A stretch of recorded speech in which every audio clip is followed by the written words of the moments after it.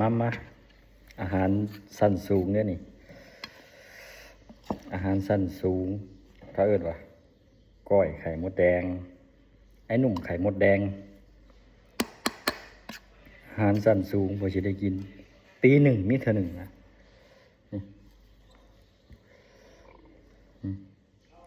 เล่นเน้นเห็นปะคำหนึ่งเลย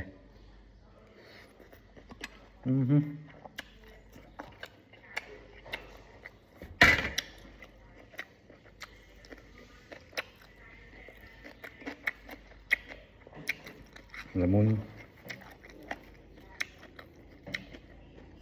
ปีหนึ่งมิเท่าหนึ่งอาหารสั้นสูง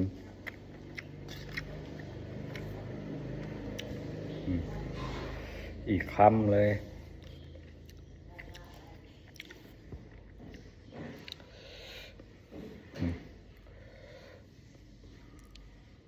เห็นบ่เน้นเน้น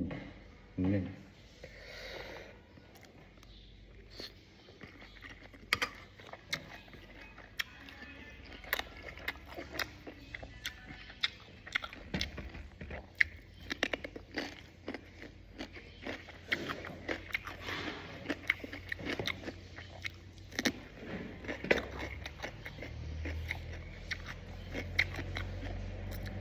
ครับ